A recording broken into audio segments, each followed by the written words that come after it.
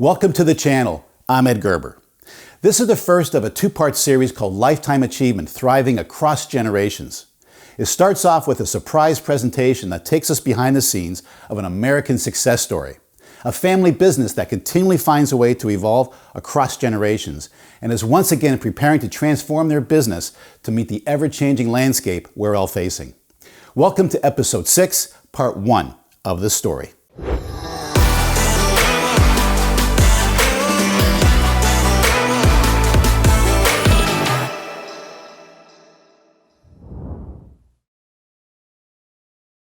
ISA's highest distinction is the John J. Buckley Lifetime Achievement Award.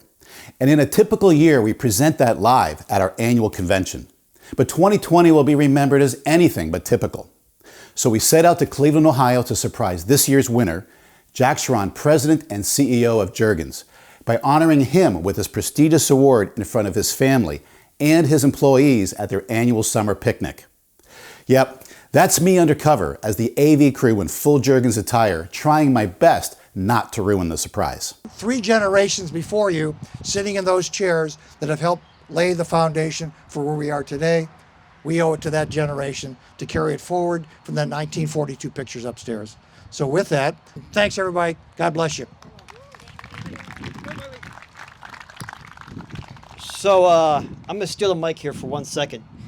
It's not often that I get the opportunity to surprise my dad. So Dad, hold on a second here.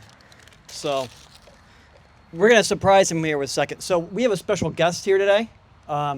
He's the president of ISA, Ed Gerber. Ed, if you want to come on up here real quick. He's been our videographer and set up for us. So he's been doing videography and stuff for us as well too. That was me in the hall, you said. Was it really? Wash your hands. Yeah. So Ed's got an announcement he wants to make here real quick. All right. Hi, everybody. Just a little bit about ISA, if you're wondering what is that. We are the trade association for this industry. So think about the Jergens of the world, 3Ms of the world, Snap-ons of the world. They belong to ISA. We have the industrial supply channel. We also have distributors like JIS, distributors like MSC, distributors like Grangers. We also have independent manufacturers reps. To give you an idea what this industry is. We started back in 1902, so big baseball area, right? So that's a year before the first World Series, to help you put that into context. And the industry is about $150 billion in size. So why am I here, right? That's probably the question. So every year, we as ISA, we recognized a deserving individual that made a significant contribution to the industry as a whole, to their company, to the community, the teammates here, and they've also earned the respect and the admiration of their industry colleagues, which is a big achievement. I'm here to talk about an award that we use to recognize that. It's called the John J. Buckley Lifetime Achievement Award. He was actually my predecessor 2 predecessors ago, when Jack and I both served on the board.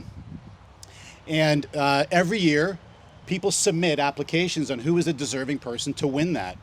So I am really pleased to be here in COVID. I wanted to do this in person because it means that much to us in the industry. I knew it would mean a lot to the family and to you, Jack, to be here.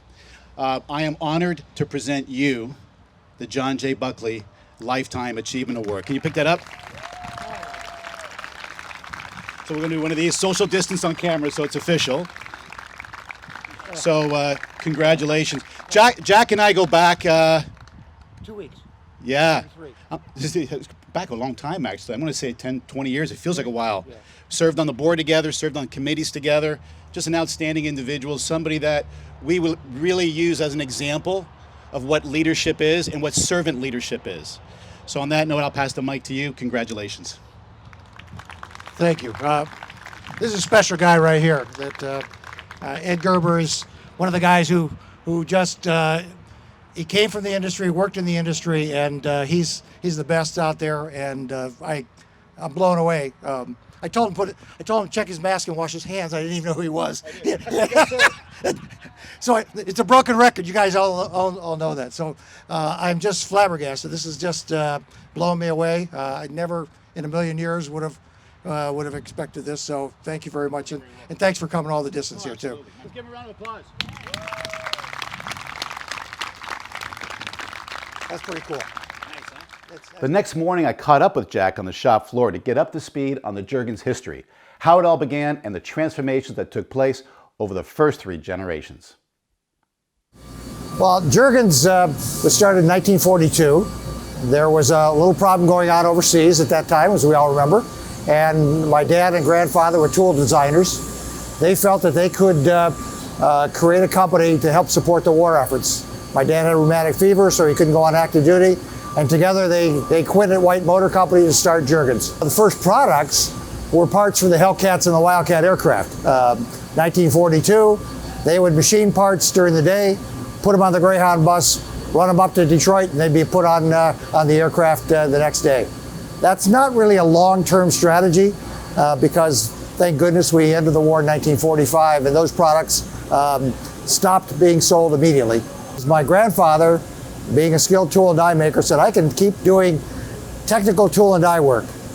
I have a father that said, I think we're going to be making washing machines, automobiles, we're going to be making consumer products, and we should be making standard items that can be replaced, and used throughout.